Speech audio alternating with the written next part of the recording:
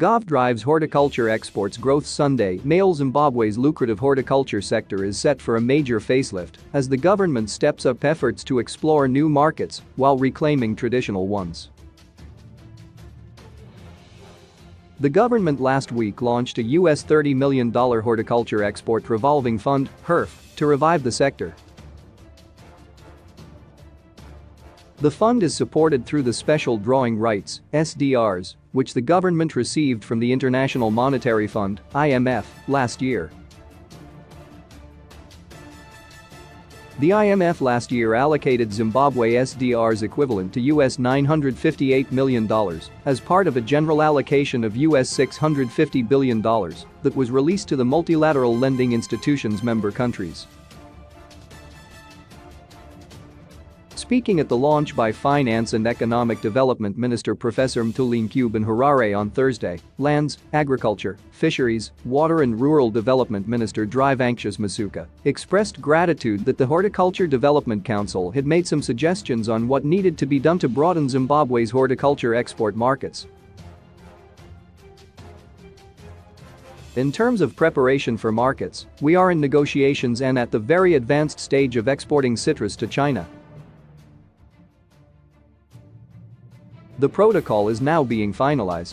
We are looking at more export markets, re-establishing the old ones and taking back our market share from Ethiopia and Kenya so that we are known again as Zimbabwe, that used to export those sought-after vegetables.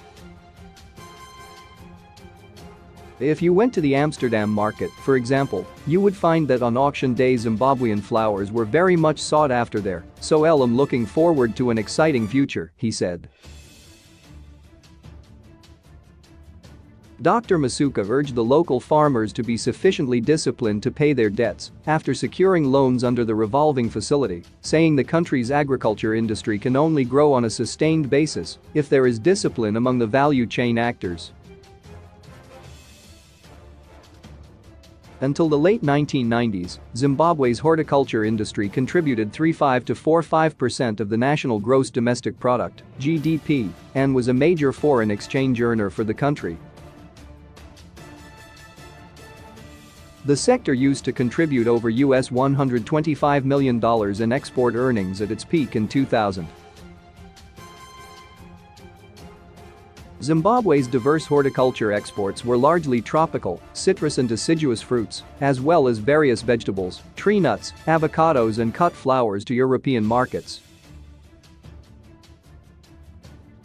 Presently, the industry contributes US $77 million to export revenue and, according to the Horticulture Development Council, the sector employs 18,700 people and has potential to double jobs in the next 4 years.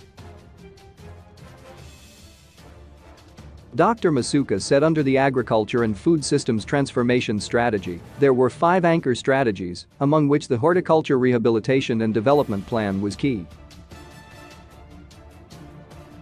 In August 2020, President Mnangagwa launched the Agriculture and Food Systems Transformation Strategy, which seeks to grow agriculture to a US $8.2 billion industry by 2025.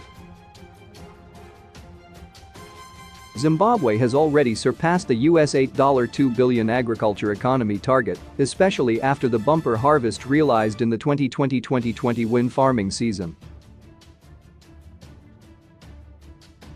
Responding to questions from the media, he said the government was currently working with the Netherlands to develop standards for horticulture produce intended for exports. This is being done through Zimtrade and the Horticulture Development Council so that the markets in Europe could be reopened. We are also doing quite a lot for macadamia nuts, and 80% of them go to Asia. We have avocados. We are also developing an asset industry and we will be exporting to Europe.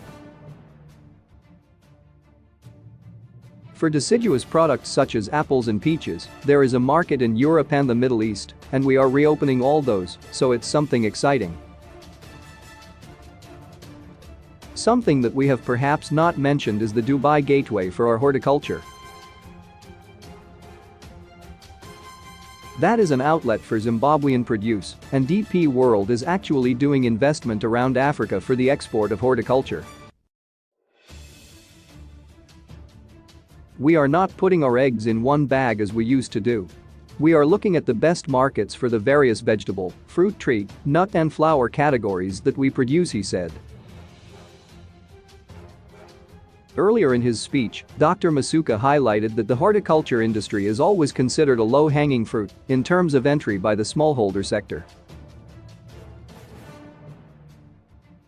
He said the sector's recovery was anchored in the conventional horticulture, where Zimbabwe used to export the vegetables, deciduous fruits and a lot more, including flowers.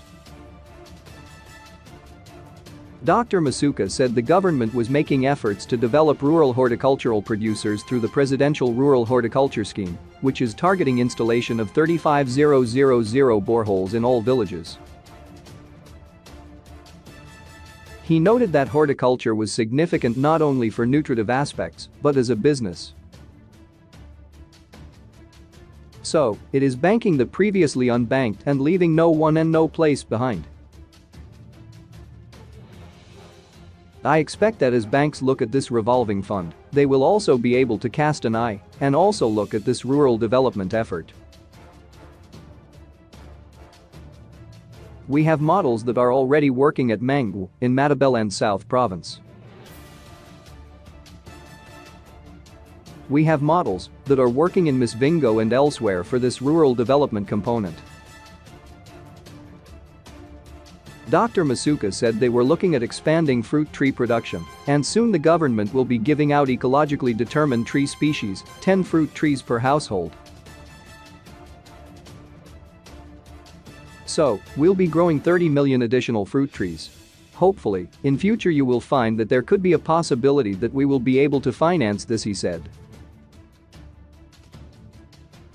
Speaking during the launch of the HERF, Profincube said the facility had the potential to close the funding gap and spearhead increased productivity in the export-focused horticulture industry, as well as assist financing of bankable projects with a bias on value addition. He said through funding resources such as SDRs, the Treasury was targeting strategic sectors such as horticulture on its expansion and value addition. Profincube added that the sector has potential to generate forex and create jobs that will have a multiplier effect in growing the economy.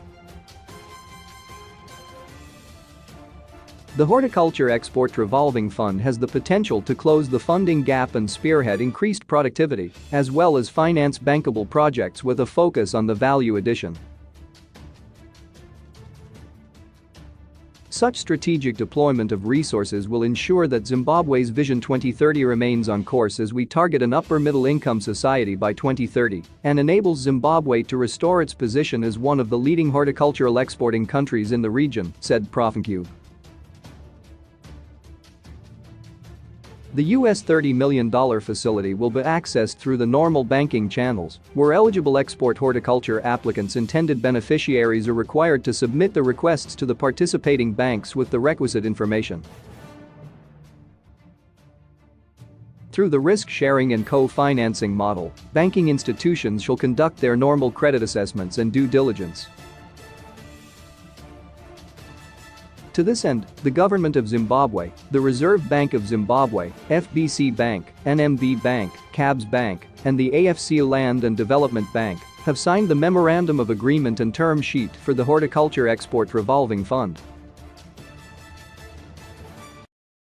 If there are any other banks that wish to participate in the fund, they are most welcome, said Profincube, adding that as the facility was a revolving fund, the government expects beneficiaries to repay the loans made available to them so that other farmers may also benefit. He said the government and the participating banks would closely work together to ensure viability and sustainability of the fund through efficient allocation and recovery programs. In the formulation of the National Development Strategy 1, NDS-1, which covers the period 2021 to 2025, the government committed to not only grow the agriculture sector as a major driver of economic growth, but to increase the value of agricultural production through value addition and beneficiation.